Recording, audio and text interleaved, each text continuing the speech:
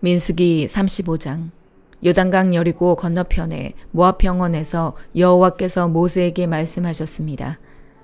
이스라엘 백성들에게 명령해 이스라엘 자손들이 갖게 될 유산에서 레위 사람들이 살 성들을 떼어주도록 하여라. 또한 그들에게 그 성들 주변의 목초지들도 주게 하여라. 그러면 그 성읍들이 그들이 들어가 살 곳이 될 것이다. 또한 그 목초지들은 그들이 소유한 가축들이나 기타 짐승들을 위한 목초지가 될 것이다. 너희가 레위 사람들에게 줄 성들의 목초지들은 성벽으로부터 사방 2000규빗이다. 성을 중심으로 해서 성밖 동쪽으로 2000규빗, 남쪽으로 2000규빗, 서쪽으로 2000규빗, 북쪽으로 2000규빗을 재어라. 그만큼이 성의 목초지대가 될 것이다. 너희가 레위 사람들에게 주는 성들 가운데 6개는 도피성이 될 것이다. 사람을 죽인 사람이 그곳으로 도망칠 수 있게 허락하여라. 여기에 42개의 성을 더 그들에게 주도록 하여라. 그러므로 레위 사람들에게 주는 성은 모두 48개다. 성과 그 주변 목초지를 함께 주어야 한다. 이스라엘 자손들의 소유 가운데 너희가 주는 성은 소유가 많은 지파에서는 많이 주고 소유가 적은 지파에서는 적게 주도록 하여라. 곧 각자가 자기가 받은 유산에 따라 레위 사람들에게 성을 주는 것이다. 여호와께서 모세에게 말씀하셨습니다. 이스라엘 백성들에게 말해 일러라.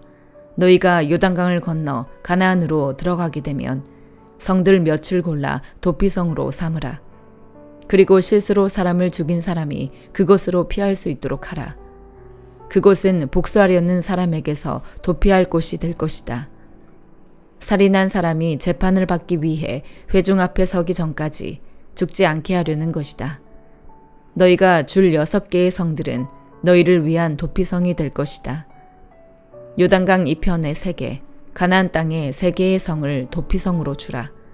이 6개의 성들은 이스라엘 자손들과 그 가운데 살고 있는 외국 사람들을 위한 도피성이 될 것이다. 누구든지 실수로 사람을 죽인 사람이 그것으로 도피할 수 있게 하라. 만약 어떤 사람이 철로 된 물건으로 사람을 쳤는데 그 사람이 죽게 됐다면 그는 살인자다. 그 살인자는 죽임을 당해야 한다.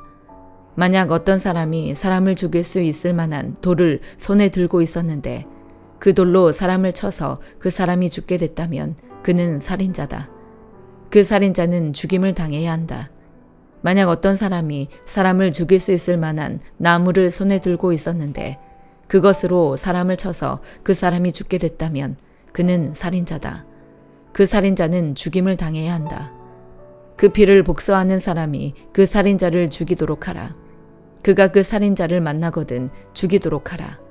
만약 어떤 사람이 미움으로 인해 어떤 사람을 밀거나 혹은 의도적으로 무엇인가를 던져서 사람이 죽게 되거나 혹은 적개심을 갖고 손으로 때려서 사람이 죽게 되면 그 공격자는 죽임을 당해야 한다. 그는 살인자다. 그 피를 복수하는 사람이 그 살인자를 만나면 죽이도록 해야 한다. 그러나 만약 적개심이 없이 누군가를 갑자기 밀치거나 아무 의도가 없이 무언가를 던졌거나 혹은 사람을 죽일 수도 있을 만한 돌을 미쳐보지 못하고 떨어뜨려 어떤 사람을 맞아 죽게 했다면 그는 원수도 아니고 해칠 생각도 없었으므로 회중은 그 살인자와 그 피를 복수하고자 하는 사람 사이에 이런 규례들을 따라 판단해 주어야 한다. 회중은 그 피를 복수하고자 하는 사람에게서 그 살인자를 보호해야 하며 그를 그가 피했던 도피성으로 돌려보내 주어야 한다. 그는 거룩한 기름으로 기름 부음 받은 대제사장이 죽기까지 거기 머물러 있어야 한다. 그러나 만약 그 살인자가 자기가 피신했던 도피성의 바깥으로 나왔는데 그 피를 복수하고자 하는 사람이 성 밖에서 그를 만나면 그 피를 복수하는 사람이 그 살인자를 죽일 수 있다. 그래도 그는 피 흘린 죄가 적용되지 않는다. 살인자는 대제사장이 죽을 때까지 그 도피성에 머물러 있어야만 하기 때문이다. 그러나 대제사장이 죽은 후에는 그는 자기 소유의 땅으로 돌아갈 수 있다. 이것은 너희가 거주하는 모든 곳에서 너희가 대대로 지켜야 할 판결의 율례다. 사람을 죽인 사람은 증인들의 증언이 있어야만 죽일 수 있다. 그러나 한 사람의 증인만으로 사형을 시켜서는 안 된다. 죽을 죄를 지은 살인자에게서 목숨을 대신할 몸값을 받아서는 안 된다. 그는 반드시 죽임을 당해야만 한다. 도피성으로 피신한 사람에게서 목숨을 대신할 몸값을 받고 대제사장이 죽기 전에 그가 자기 땅으로 돌아가 살게 하지 말라. 너희가 있는 땅을 더럽히지 말라. 피 흘리는 것은 땅을 더럽히는 것이다. 피 흘린 사람의 피 외에는 거기에 흘려진 피를 속죄할 것이 없다.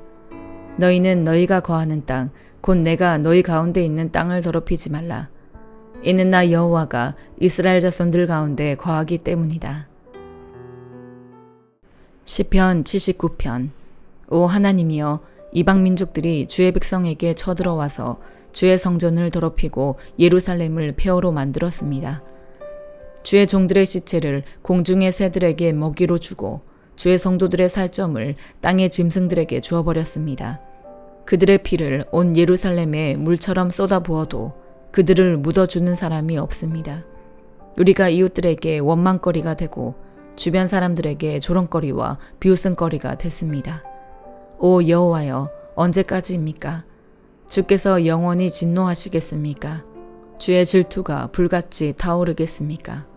주를 인정하지 않는 민족들에게, 주의 이름을 부르지 않는 왕국들에게 주의 진노를 쏟아부으소서. 이는 그들이 야곱을 삼켰고 그들이 사는 땅을 파멸시켰기 때문입니다. 예전에 지은 죄악을 기억해 우리에게 묻지 마소서. 우리를 가엾게 여기셔서 어서 우리를 지켜주소서. 우리가 이토록 천하게 됐습니다. 오 우리 구원의 하나님이여, 주의 이름의 영광을 위해 우리를 도와주소서. 주의 이름을 위해 우리를 건지시고 우리 죄를 깨끗하게 하소서. 이방 민족들이 그들의 하나님이 어디 있느냐라고 해도 되겠습니까? 주의 종들이 흘린 피를 주께서 갚아주셔서 우리 눈앞에서 이방 민족들이 주를 알게 하소서. 갇힌 사람들이 탄식하는 소리가 주 앞에 미치게 하소서. 죽이기로 정해진 사람들을 주의 크신 힘으로 보존하소서. 오 주여, 우리 이웃들이 주께 퍼부은 모독을 그들의 품에 7배로 갚아주소서. 그러면 주의 백성이요 주의 목장의 양들인 우리가 주께 영원히 감사를 드리겠습니다. 대대로 주를 찬양하겠습니다. 이사야 27장. 그날에 여호와께서 단단하고 크고 강한 칼로 도망가는 뱀, 구불구불한 뱀 리오야단을 벌하시고 바다에 사는 그 용을 죽이실 것이다. 그날의 사람들은 기쁨을 주는 포도원을 노래할 것이다. 나 여호와는 포도원직이다. 내가 꾸준히 물을 주고 아무도 포도원을 해치지 못하도록 밤낮으로 지킨다. 나는 노여워할 일이 없다. 그러나 어쩌랴. 찔레나무와 가시나무가 있다면 나는 그들에게 싸움을 걸어 모조리 불살라 버릴 것이다. 그렇게 되지 않으려면 차라리 내 피난처에 몸을 기대어라. 차라리 나와 화목하여라.